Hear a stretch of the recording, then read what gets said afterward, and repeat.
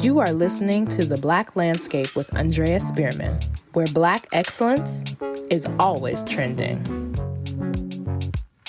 Hello, welcome back to The Black Landscape with your girl, Andrea Spearman. I am a light-skinned Black woman with curly brown hair that's up in a head wrap right now. And today I am wearing a yellow t-shirt that says Afro Comic Con in black letters. Shout out to Afro Comic Con. Today we're here with Pher, musical artist and dynamic person in the community. Say hello to the people. What's going on, community? What's going on, my people? This is Pher. I am a chocolate Black man with curly hair, wearing some eyeglasses with a little blue tint because I do need help seeing, but my vision is clear. And I'm wearing a bucket hat that says "Rest in Peace, Bob Marley." Rest in peace, Bob Marley. Yeah, I'm excited to be here. Born and raised in Oakland, California. Well, actually, my parents, they drove across the Bay Bridge and had me at San Francisco Children's Hospital. Drove me on over on Christmas Eve and had me on Christmas Day. So, yeah, Oh, wow. Product of the Bay. Awesome. Well, product of the Bay. Yes. So, Pher, give us a little background into who you are as an artist. How did you start? I had, I guess, my first real defining moment was when I was 4 years old. We left church early because my dad had to sing at a little Sunday brunch at a place called Passan's. I believe that was somewhere in San Francisco. It was like an Indian restaurant that also had jazz music. And when my dad went on break, I asked him if I could join him on stage. He taught me a song. He's got the whole world in his hands. During the break, I sang it. I got that standing ovation applause and that feeling, not the feeling of the applause, but I guess the feeling that I got on stage and the feeling I got of I have something that makes people, feel good and touches them like it touches me. So that's always kind of resonated with me. That was that first defining moment. As from there, I started training first at the Crowden School of Music on UC Berkeley's campus. And from there, I went to Kairos Youth Choir and then the Young Musicians Program that has alumni like Lettucey and Thomas Pridgeon and Justin Brown, who's with Thundercat, or Ambrose. And so I kind of grew up with that kind of pedigree of musicianship. I went to the School of the Arts High School in San Francisco, studying classical music and musical theater. And that led me to auditioning for the Grammy Band, the National Grammy Band, where they pick 10 singers in the whole country and they pick 20 instrumentalists. And I was picked my senior year. I'd only auditioned once because I had just heard about it maybe a month before the deadline, and I got it. And that's where I met, people like Trombone Shorty and one of my best friends, Jesse Boykins III. And I love Jesse's music. Yeah. So we all met at 16 years old in LA, and we got to record an album together. And from there, it kind of started to feel like, dang, is this like the musicians' McDonald's All-American game? Because, I'm a sports fan too. And, all the colleges that, like, the Juilliards and the Manhattan School of Music and the Berklee College of Music, they were all there kind of like recruiting us. And so originally I thought I was going to go to Berklee because that's like the prototypical school for like a Black singer who's trying to get in the industry. But my favorite singer, since I heard his first album, I was probably about 15, 14. It was this album called Firstborn Second by Bilal.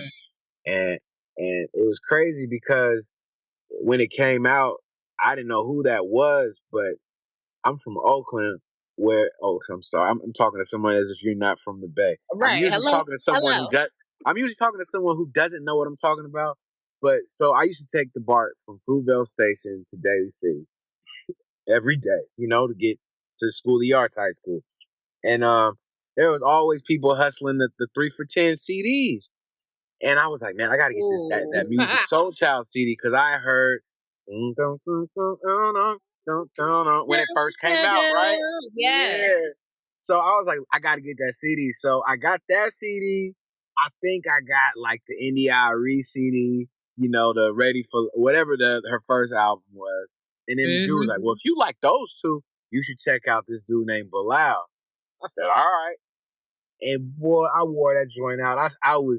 This is early Google. I Googled, found his bio, saw that from Philly, but he went to the new school in New York before he got signed. I said, all right, I'm going to the new school. I don't care what it is. So I left Oakland when I was 17 on a music scholarship to the new school university. Funny enough, I wrote my first song when I was like 14. It was in East Oakland. This guitar player named Wilton Rabb, who actually he plays guitar for Larry Graham. Yeah. Okay. And he recorded my first song when I was like 14 years old. And all I knew is he had recorded Keisha Cole. And I was like, ooh, I want to work. Yeah, for real, my first experience as an artist came to New York, going to the new school where I was like, I really want to be a musician. So the new school is known for their musicians, like a Robert Glasper, is from new school, or Keon Harold, who I met as soon as I got there, because he was on and off the road. But one thing about the new school, they would let you tour and then come back to school whenever you were back. So, okay. Yeah, so my early years were playing with like a Keon Harold and a Daniel Jones, who later became the musical director for like Janet Jackson and Erykah Badu. He recently just passed, but like those early things, like he got me my first gig singing background for Eric Roberson at SOBs.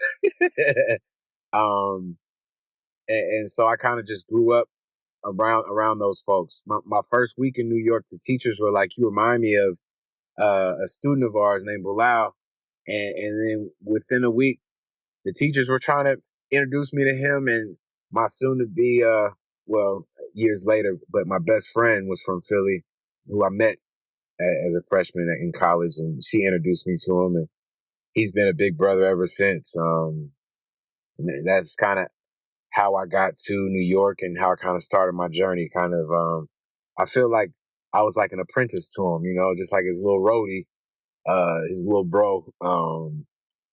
Me and my now wife, we were sophomores and freshmen in college watching his first son, Bashir, in our dorm room, and then later in our apartment in Harlem.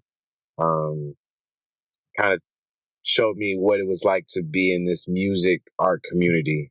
And to be honest, I didn't want to skip this, but one of the first people I met at New School was actually Valerie Trout. She was graduating as I was entering, and she was kind of singing at like the opening kind of program for the freshmen. And they didn't announce that she was from Oakland, but she was just so warm to me and my dad then that she always just stood out. And it was someone who I looked up to, like, she can do it, I can do it. Years later, after I graduated college and I happened to be in the Bay, is when I was like, I keep seeing Val's name pop up in Oakland. That's interesting. When she moved from New York to Oakland, and and now I know, like, oh wow, we just happen to take similar journeys. And yeah, so it's really cool that now I am a part of her music festival, Oaklander, but also New School alum. So yeah, that's pretty cool. And please, cut me off at any time. I I love to talk about my journey because it's not for the weak, but it's also like kind of really cool. Just someone from East Oakland who just wanted to live off of his voice. And I'm 39 now. I left when I was 17, and I have 3 kids and a wife, and I live off of my voice. And God is good. That is Yes, he is. East good. Oakland all day, fam. You know, it's so funny too because someone had to like explain to people why, like, if you're from Oakland, you kind of definitely detail like, well, I think people from the East for sure definitely do. Hmm. Yeah, He goes absolutely. wherever I go. And I'm glad you brought up this connection because that was going to be my next question. Like, how did you get involved with because of Black music? Yeah, You already had that connection to Val a little bit, right? right, right. Like I said, I had only met her that once in passing because, like I said, she was she was just graduating, and I was entering. And I feel like when she graduated, she might have moved back to the Bay. Then we kind of connected more recently, as I've been just trying to tap in and like get back into like my Oakland, my Bay Area community and art community. Like my plan is actually to move back, this summer. So I've really kind of made it my mission to be home more often. I just did the Yerba Buena Festival in San Francisco last week, and excited to come back. June 15th. Yeah, yeah. It's just yeah, it's time. It's time. How would you describe your style to someone who could potentially become a new fan? Ah, it's definitely raw. Love is the theme, but I like to pay tribute to my favorites. So that's like Marvin, and that's Stevie, but that's also, Nat King Cole, someone like a Bobby McFerrin. Like I I just like to explore. When I was at the new school, I had a jazz professor who would tell us in jazz ensemble to just, stir the pot. You know what I mean? And in a sense, that's all I'm trying to do. I'm just trying to stir the pot. Yeah, and make our ancestors proud. I love that. Yeah. Always got to make the ancestors proud. Tell me about, you said you have some singles that For are they already for out or are they coming out? they're already out, and then there's more coming out. So I have an album that will be dropping very soon called Songs by Pher. It's the reason that I left New York. I left New York in 2019 and moved to LA to basically write the best music that I could write at the time.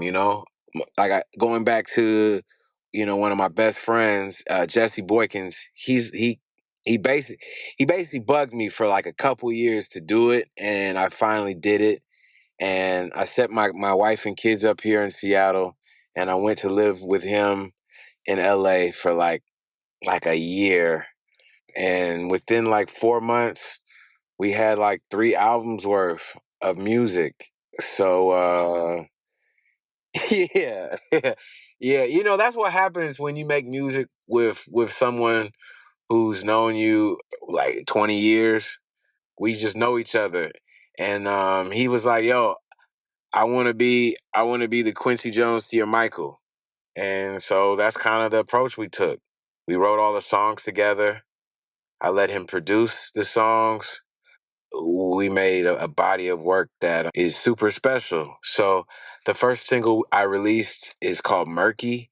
There's actually a really beautiful music video for it, very whimsical, and followed by my next single, Cool Down.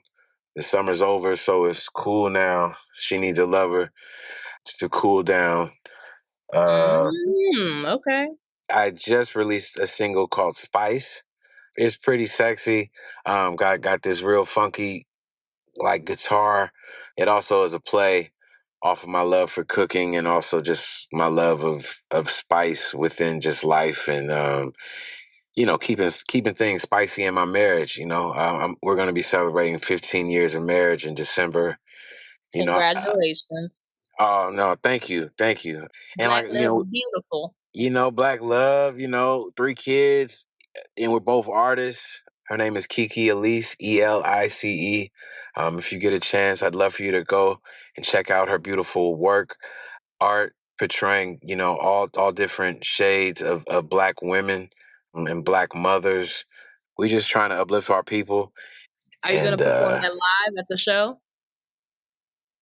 I don't know. Maybe. You got to pull up if you want to see, if you want to hear. But Yes. I definitely perform, some of my new music at the show.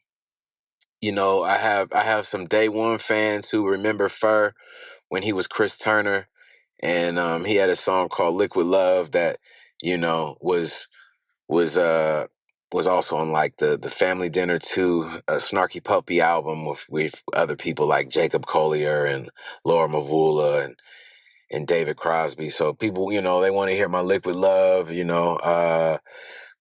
want to hear my music from the first band I was in called Erie Maj, because we have a song called Conflict of a Man that is like a cult classic. It also is on HBO's Insecure.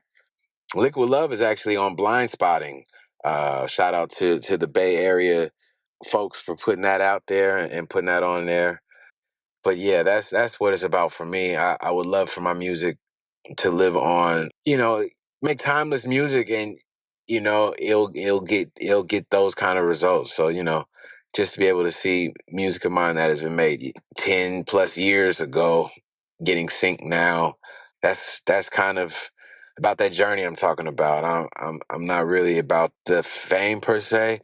I would love for the famous dollars, but I'm really here to just Aren't we all? you know what I mean? But I just want to make good art, no, great art, not good. I want to make great art that leaves you feeling something, and that's what I mean by soul music.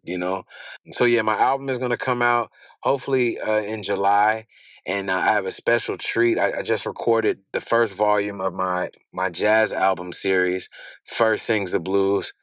So my volume 1 is coming out by August, and it's just gonna be a treat of just different Pher gems dropping throughout the year of soul and R&B, and also different forms of jazz and blues.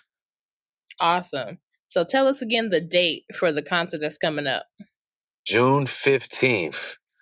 June 15th is going down at the Wildflower Music Venue in Oakland, California. Yes. Awesome. And where can people find you? Tell us the socials and all the things. I'm on every social as PHER 510. Pher 510 on Instagram, Twitter, Facebook, TikTok. If you want to check me out on Spotify, Apple Tidal, just type in linktree.com/Pher510. And not only will you see all the DSP links, but you can see some Pher live YouTube videos like Pher in London with Robert Glasper and Common, or Pher's TED Talk in Vancouver, because I also am in the AI space.